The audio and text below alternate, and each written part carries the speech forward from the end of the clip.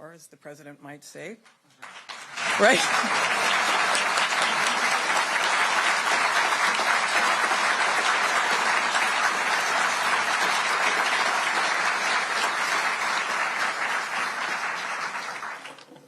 I do think he probably did say this is a BFD.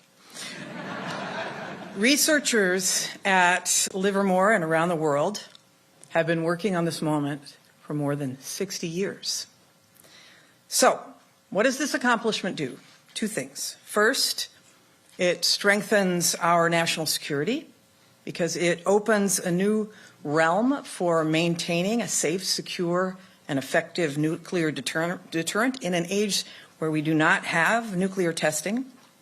Ignition allows us to replicate, for the first time, certain conditions that are found only in the stars and the sun. And the second thing it does, of course, is that this milestone moves us one significant step closer to the possibility of zero carbon, abundant fusion energy powering our society. If we can advance fusion energy, we could use it to produce clean electricity, transportation fuels, power heavy industry, so much more. It would be like adding a power drill to our toolbox in building this clean energy economy.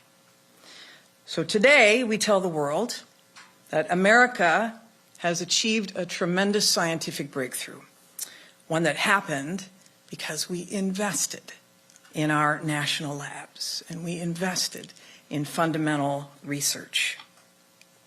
And tomorrow, we'll continue to work toward a future that is powered in part by fusion energy. Fortunately, private sector investment in fusion research is already booming. It has reached nearly $3 billion in last year alone, and we've heard from professors that interest among students has never been higher, which is terrific. And that's why the Biden-Harris administration is aiming to capitalize on this moment. Today's announcement is a huge step forward to the president's goal of achieving commercial fusion within a decade. But there's still a lot more to do, so much more. We'll continue to work toward that goal and find other ways to progress to reach fusion energy. So, for example, in September, the Department of Energy made a $50 million investment for public-private partnerships to start working toward fusion pilot plant designs. And we're partnering with the Office of Science and Technology Policy to map out the president's bold vision for driving that commercial fusion in the next decade with the highest safety standards, with cost-effective, equitable deployment that positions American businesses to lead and communities to thrive, and with a skilled workforce that's diverse and inclusive. This is what it looks like for America to lead, and we're just getting started. Another big congratulations to Lawrence Livermore National Lab. Their team is here. Where are you, team? There you are. And they'll be, yes.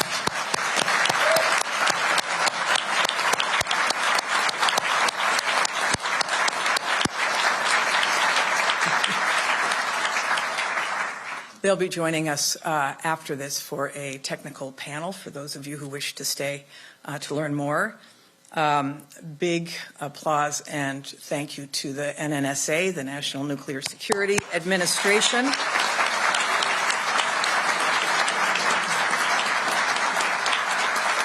And everybody who has been involved in this fusion breakthrough that will go down in the history books. You're going to hear more about the details of the experiment from Administrator Ruby and Director Budil. But first, I'm going to turn it over to the President's Science Advisor and Director of the OSTP, Dr. Arati Prabhakar. Dr. Prabhakar. Thank you so much. Thanks, Secretary Granholm. What a pleasure to be invited to come celebrate this amazing moment here at the Department of Energy. It's really a privilege to be here. So when I heard this news, for me, the years fell away, and all of a sudden it was 1978. I was a summer student in the middle of my college years, 19-year-old kid, and I got the chance to go work at Lawrence Livermore National Laboratory. And I showed up, and so you got to picture this. I'm wearing my bell bottoms, I've got long black hair, and I show up, and I'm a 19-year-old kid, and they give me a laser to work on. And I said, this is cool, I like lasers, but what's this laser all about? And they said, we think that if you point enough lasers at a pellet of fuel, we want to see if we can get more energy released from fusion than the amount of energy that the lasers deliver into that pellet. And I said, well, that's cool. And I spent 3 months working on this fun laser. And, and after my adventure with the laser that summer in Livermore ended, I went off and did completely unrelated things.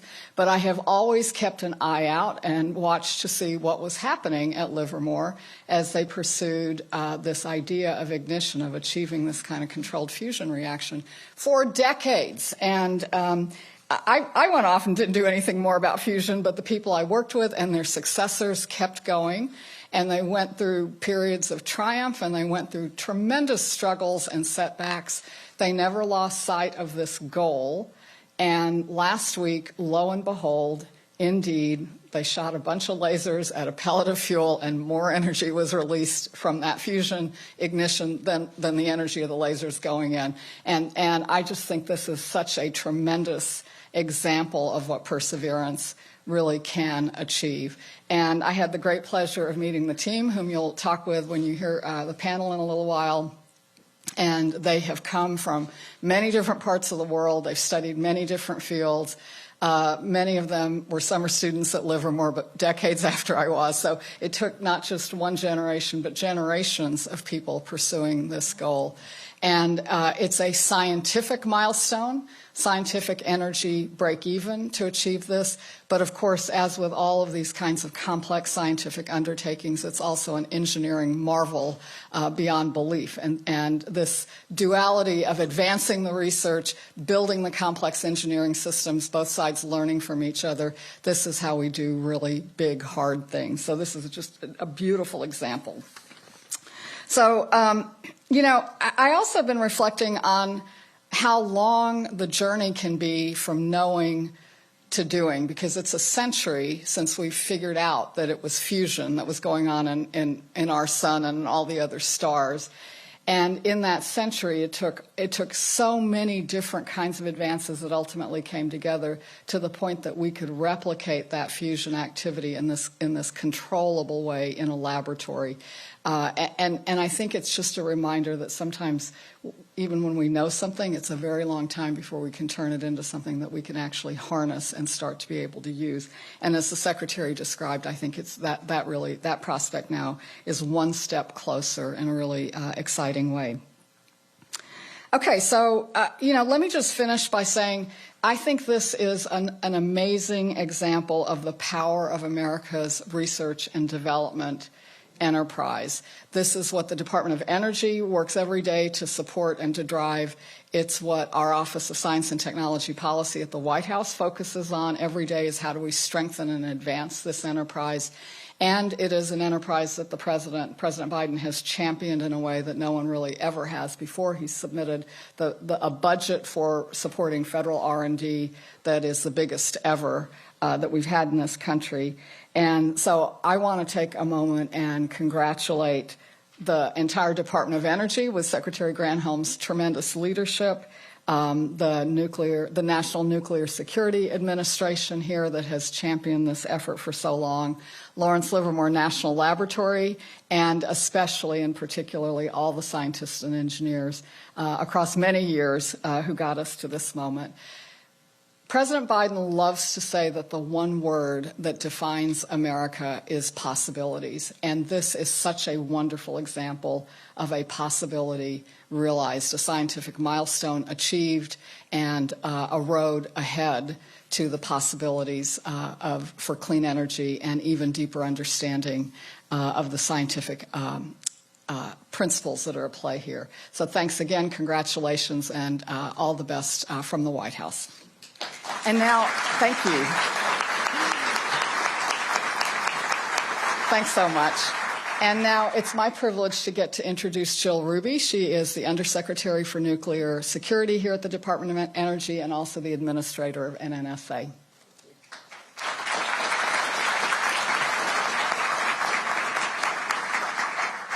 Well, good morning. Thank you, Dr. Prabhakar, for joining NNSA to celebrate our incredible achievement. And thank you, Secretary Granholm, for kicking us off and being such a tremendous supporter of science. This success would not be possible without the strong support for foundational research by the U.S. government and by the sustained investment in our national laboratories. Monday, December 5th, 2022, was an important day in science.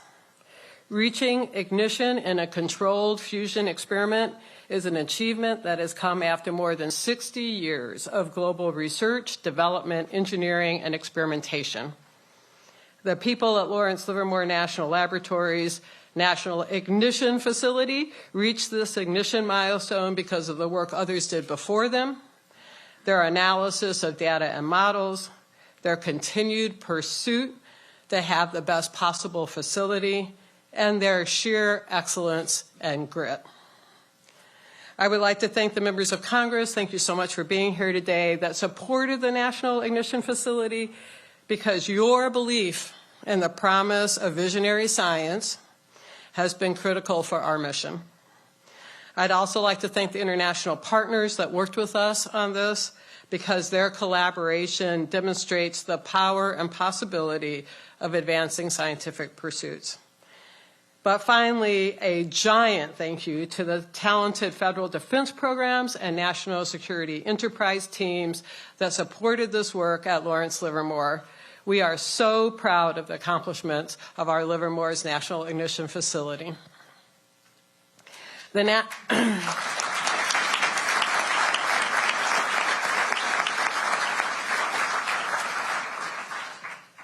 National Ignition Facility is the world's largest and most energetic laser system.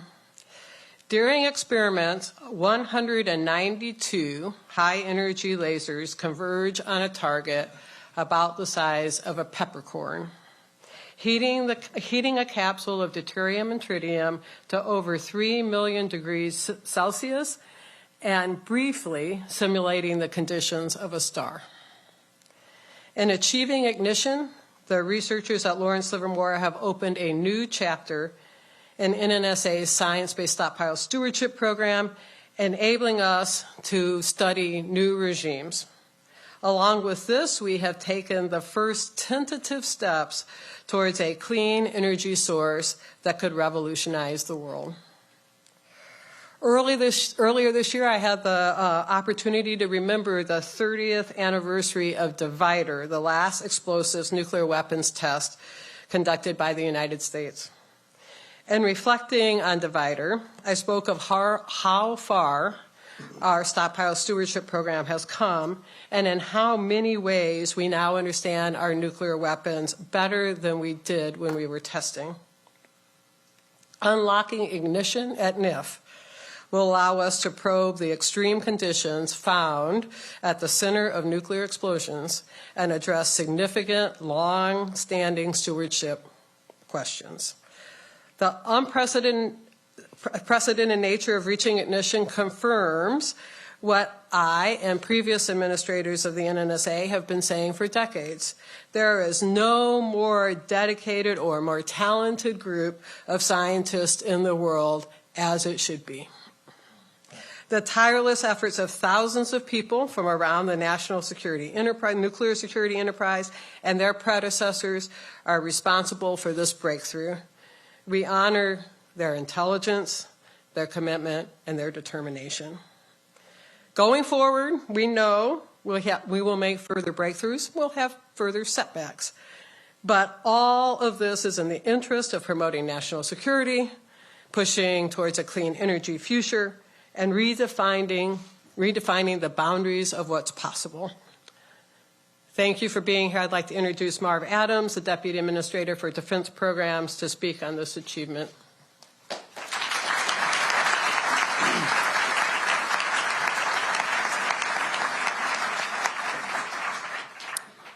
Thank you, Administrator Ruby. A paraphrasal of Abraham Lincoln strikes me as fitting here. The world will little note nor long remember what we say here, but it can never forget what they did at the National Ignition Facility. So let's recap. A team at Lawrence Livermore National Lab, National Ignition Facility made the following happen. There's a tiny cylinder here at the end of this that you probably can't see. It's about so tall and this wide. Inside that was a small spherical capsule about half the diameter of a BB. 192 laser beams entered from the two ends of the cylinder and struck the inner wall. They didn't strike the capsule, they struck the inner wall of this cylinder and deposited energy. And that happened in less time than it takes light to move 10 feet. So it's kind of fast. X-rays from the wall impinged on the spherical capsule. Fusion fuel in the capsule got squeezed. Fusion reactions started. This had all happened before, 100 times before. But last week, for the first time, they designed this experiment so that the fusion fuel stayed hot enough, dense enough, and round enough for long enough that it ignited. And it produced more energies than the lasers had deposited. About 2 megajoules in, about 3 megajoules out, a gain of 1.5. The energy production took less time than it takes light to travel 1 inch. Kind of fast. So this is pretty cool. I have a special message to listeners who want to work on exciting, challenging, and important problems. We're hiring.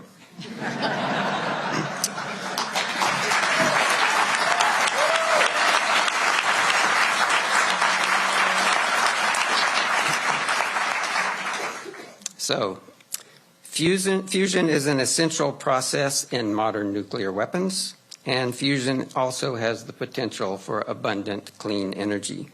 As you have heard, and we'll hear more, the breakthrough at NIF does have ramifications for clean energy. More immediately, this achievement will advance our national security in at least 3 ways. First, it will lead to laboratory experiments that help NNSA defense programs continue to maintain confidence in our deterrent without nuclear explosive testing. Second, it underpins the credibility of our deterrent by demonstrating world-leading expertise in weapons-relevant technologies. That is, we know what we're doing. Third, continuing to assure our allies that we know what we're doing and continuing to avoid testing will advance our non-proliferation goals, also increasing our national security. The achievement we celebrate today illustrates that big, important accomplishments often take longer and require more effort than originally thought, and that these accomplishments are often more than worth that time and effort that they took. With that, I would like to welcome my friend and colleague, Dr. Kim Budell, the director of Lawrence Livermore National Laboratory, to speak about her laboratory's achievements.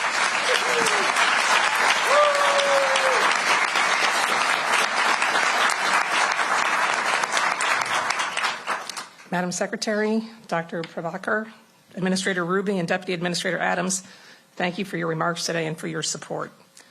This is a historic achievement for the team at Livermore, our collaborators in academia and labs in the U.S. and abroad, our industry partners, the fusion community writ large, and the many supporters and stakeholders in the National Nuclear Security Administration, the Department of Energy, and in Congress, who've ensured we could reach this moment, even when the going was tough. Over the past 60 years, thousands of people have contributed to this endeavor, and it took real vision to get us here.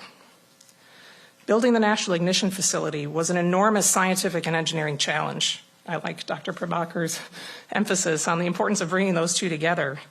In the end, after all that work, the laser has exceeded its performance goals, opened whole new areas of high energy density science to exploration, and delivered the data we need to keep our nuclear deterrent safe, secure, and effective. Our pursuit of fusion ignition over the past decade at NIF was an incredibly ambitious technical goal. Many said it was not possible. The laser wasn't energetic enough. The targets would never be precise enough. Our modeling and simulation tools were just not up to the task of this complex physics.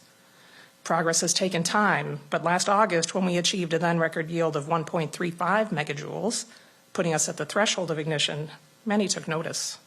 And last week, our pre-shot predictions, improved by machine learning and the wealth of data we've collected, indicated that we had a better than 50% chance of exceeding target gain of 1. 60 years ago, when John Knuckles and his team proposed that lasers could be used to produce fusion ignition in the laboratory, it was beyond audacious. The laser had just been invented and was far from the mature tool we know today. But this is really what national labs are for: tackling the most difficult scientific challenges head-on, learning from the inevitable setbacks, and building toward the next idea. Lawrence Livermore has been at the center of the ICF community across these many decades, and ICF has been a centerpiece of our lab. Indeed, people often say that LLNL stands for lasers, lasers, nothing but lasers. But I think our motto sums up our approach nicely: science and technology on a mission. This achievement opens up new scientific realms for us to explore and advances our capabilities for our national security missions. It demonstrates the power of U.S. leadership in science and technology and shows what we're capable of as a nation. And as the Secretary mentioned, breakthroughs like this one have generated tremendous excitement in the fusion community and a great deal of private sector investment in fusion energy. But this is only possible due to the long-term commitment of public investment in fusion science. The science and technology challenges on the path to fusion energy are daunting, but making the seemingly impossible possible is when we're at our very best. Ignition is a first step, a truly monumental one that sets the stage for a transformational decade in high energy density science and fusion research, and I cannot wait to see where it takes us. Thank you.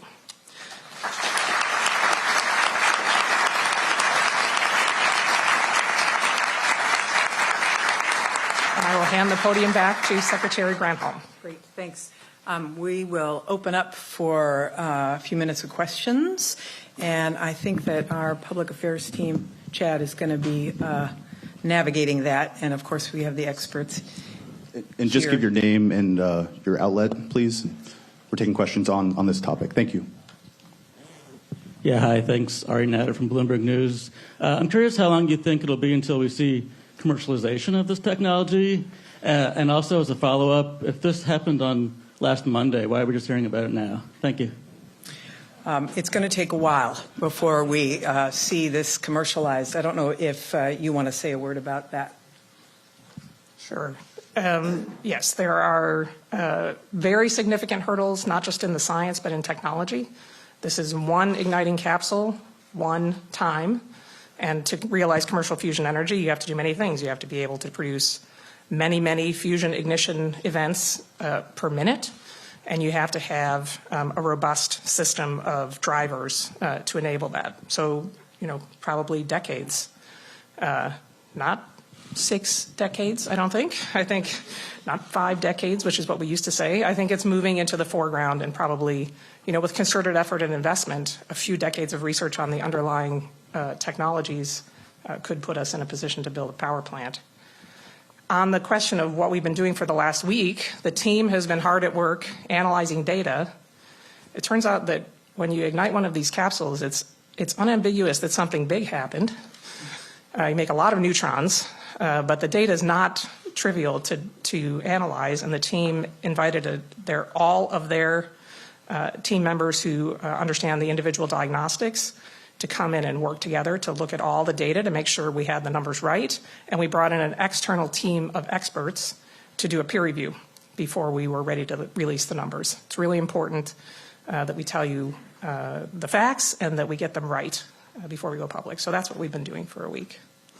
So You should probably stay